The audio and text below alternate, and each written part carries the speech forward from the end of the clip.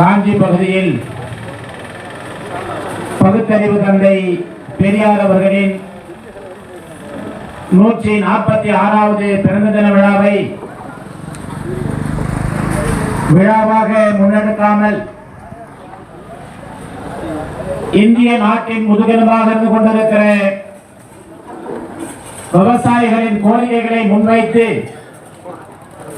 கையெழுத்து இயக்கமாகவும் கண்டன ஆர்ப்பாட்டமாகவும் முன்னெடுத்திருக்கிற நண்பர்கள் சங்கத்தினுடைய நிறுவனர் தலைவர் மரியாதைக்கும் போற்றுதலுக்குரிய வழக்கறிஞர் கோ முருகன் MABL அவர்களே,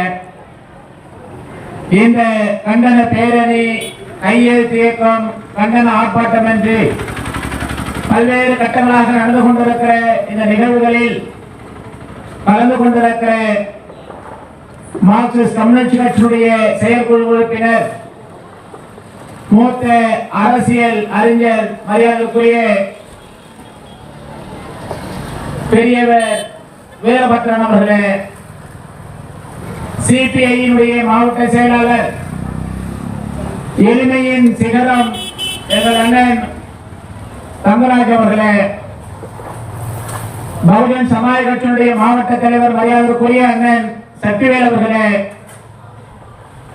மற்றும் இங்கே விவசாய சங்கங்களின் பல்வேறு சங்கங்களை சேர்ந்திருக்கிற தலைவர்களே, ஊராட்சி மன்ற தலைவர்களே, விடுதலை சிறுத்தைகள் கட்சியை சேர்ந்த அன்பு தம்பிமார்களே, பல்வேறு இயக்கத்தை பல்வேறு அரசியல் இயக்கத்தை எல்லாம் திரட்டி விவசாயிகளின் கோரிக்கைகளாக முன்வைத்திருக்கிற உங்கள் அத்தனை பேருக்கும் அரசியல் இயக்கங்கள் வேறுபாடு இல்லாமல் விவசாயிகளுக்காக குரல் கொடுக்க வேண்டும்.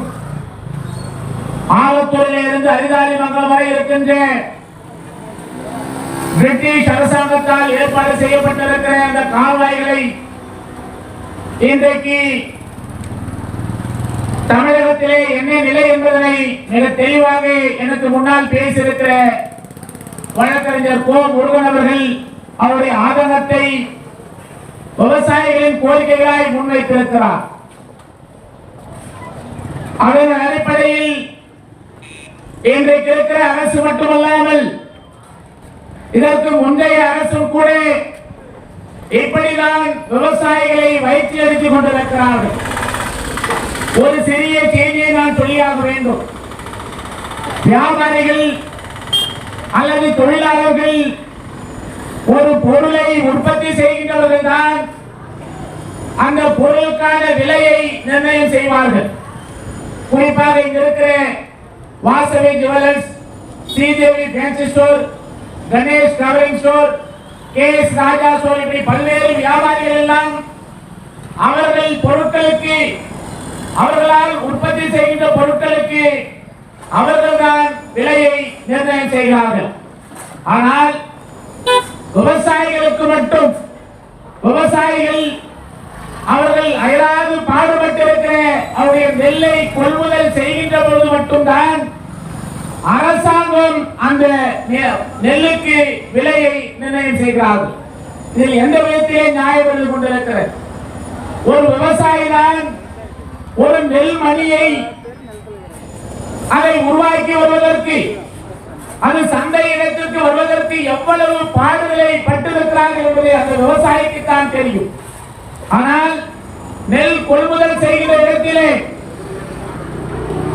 அதை யார் தீர்மானிக்கிறது என்று சொன்னால், யாரோ வியாபாரிகள் இந்த நெல் 850 ரூபாய்க்கு தான் போகும், இந்த நெல் 1050 ரூபாய்க்கு தான் போகும் என்ற நிலை தமிழகத்திலே இருந்து கொண்டிருக்கிறது.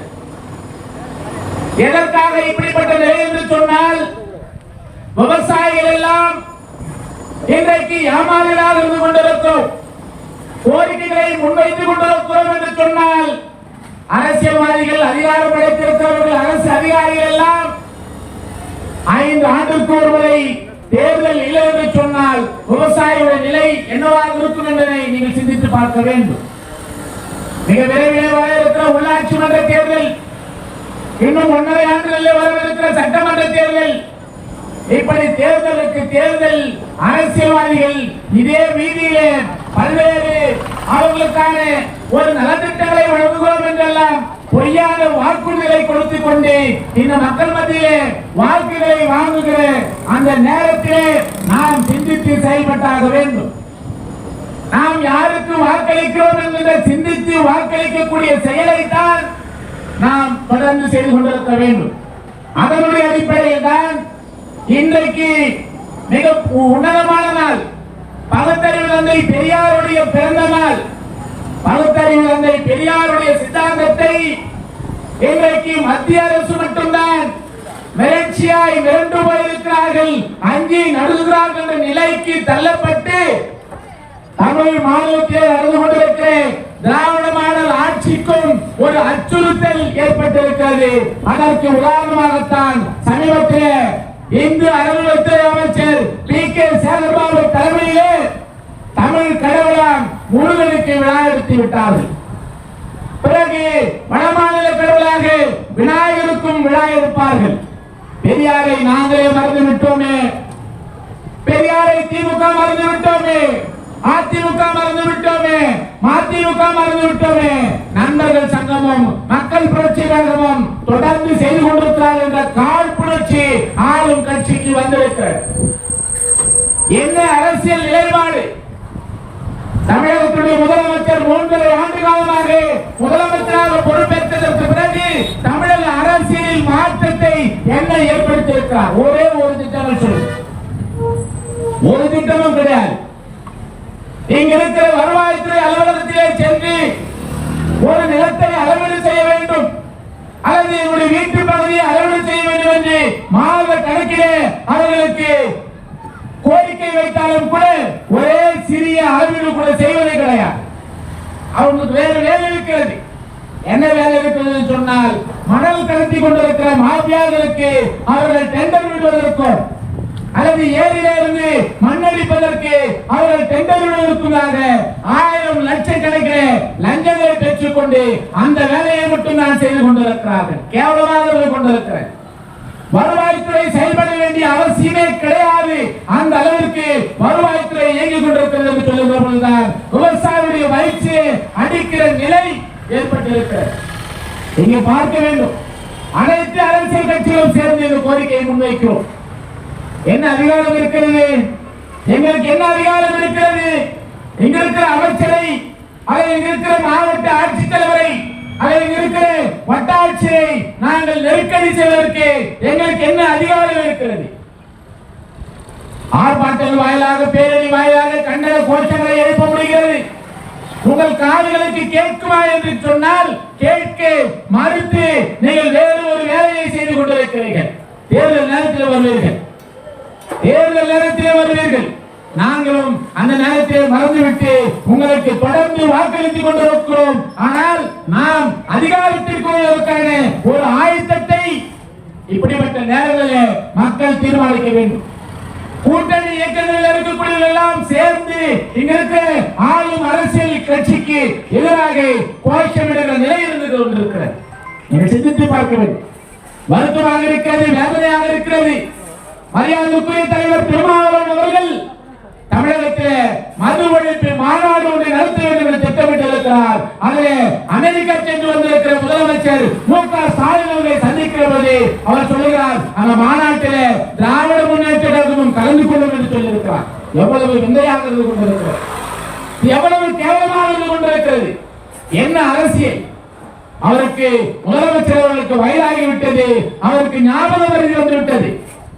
அப்படித்தான் பத்திரிகையாளர்களை சொல்லுகிறார். நான் 18/2/2024 அமெரிக்காவுக்கு சென்றேன், 19/2/2024 வந்தேன், 14 நாள் நான் அமெரிக்காவில் இருந்தேன் என்று சொல்கிறார். தவறாக சொல்கிறார். 2வது மாதம் என்று குறிப்பிட்டிருக்கிறார். எதற்காக நான் சொல்கிறேன் என்று சொன்னால், அவருக்கு வயது மூப்பு வந்துவிட்டது. எப்படியாவது இருக்கிற அமைச்சர் எல்லாம் சரி செய்து தன்னுடைய மகனை உதயநிதி ஸ்டாலினை துணை முதலமைச்சராக்கிவிட்டு அல்லது நேரடியாக முதலமைச்சராக்கிவிட்டு என்ற கனவை சிந்தித்துக் கொண்டிருக்கிறார். மக்களை பற்றி சிறிதும் கவலையாக இருந்து கொண்டிருக்கிறார். மக்களை பற்றி கவலையே கிடையாது. இருக்கிற வியாபாரிகளை பற்றி கவலை கிடையாது. விவசாயிகளுடைய நிலை என்னவாக இருந்து கொண்டிருக்கிறது? ஆக்கிரமிப்பு செய்து கொண்டிருக்கிறார்கள். ஆனால் பி.கே. சேகர்பாபு அவர்கள் அமைச்சராக பதவியேற்ற போது உடனடியாக ஒரு தகவலை பரிமாறினார்கள். கோவில் நிலங்கள், கோவில் சொத்துக்கள், கோவில் கடைகள் எல்லாம் உடனடியாக ஆக்கிரமிப்பு செய்து அதை வருவாயை அரசுக்கு வர வேண்டும் என்று சொன்னார்கள். எதற்காக? ஏரியை, கால்வாயை இதுவரை ஆக்கிரமிப்பு செய்ய முடியவில்லை.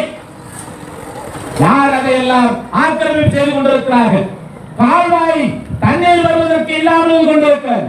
விவசாயிகளுக்கு தண்ணீர் என்று சொன்னால் என்ன நிலைக்கு தள்ளப்படுவார் என்பதற்காகத்தான் இப்படிப்பட்ட ஒரு போராட்டத்தை, ஒரு பெரியார் பிறந்த நாளாக இருந்தாலும் கூட ஒரு போராட்டத்தை முன்வைக்கிற நிலையில் இருக்கிற விவசாயிகள் இருந்து கொண்டிருக்கிறார்கள்.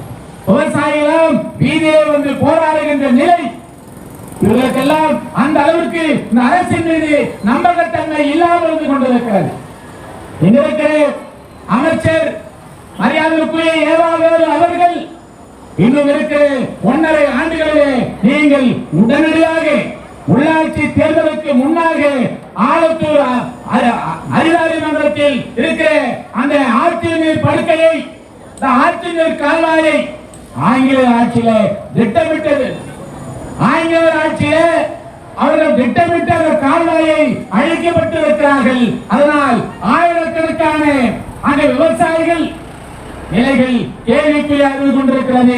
அதை உடனடியாக இங்க இருக்கிற மாவட்ட ஆட்சித்தலைவர், இங்க இருக்கிற வருவாய்த்துறை அதிகாரிகள் அதை உடனடியாக செய்ய தவறும் பட்சத்தில் மாபெரும் போராட்டமாக இங்க இருக்கிற மாவட்ட ஆட்சி தலைவரை நிச்சயமாக முற்றுகை செய்து உங்களை நினைவூட்டுவதற்கான ஒரு ஆயத்தமான ஆர்ப்பாட்டமாகத்தான் இங்கே முன்னெடுக்கப்பட்டிருக்கிறோம்.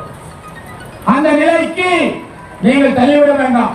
விவசாயிகளுக்கான ஒரு சர்வசாதாரணமான கோரிக்கை, இதை கூட அரசால் செய்ய தவறுகிற பட்சத்தில் நீங்கள் பெரிய பெரிய லாரி, நாங்கள் இருக்கும்போது பார்த்து பெரிய பெரிய லாரி 80 லட்சம் ரூபாய், 1 கோடி ரூபாய் பிரமாணம் உள்ள பெரிய பெரிய லாரிகளில் கணக்காக மணல் கடத்துகிறார்கள், மண்ணை கடத்துகிறார்கள். ஆனால் விவசாயிகளுடைய வயிற்றை அழித்துக் கொண்டிருக்கிறார்கள். இந்த லாரிக்காரர்கிட்ட யாராவது பர்மிட் கேட்டா கூட அவங்க போயிட்டு அந்த ஆட்சிப்படுகையை சரி செய்துவாங்க, நான் உங்களுக்கு பர்மிட் தரேன்னு சொல்லலாம், சாதாரணமா சொல்லலாம்.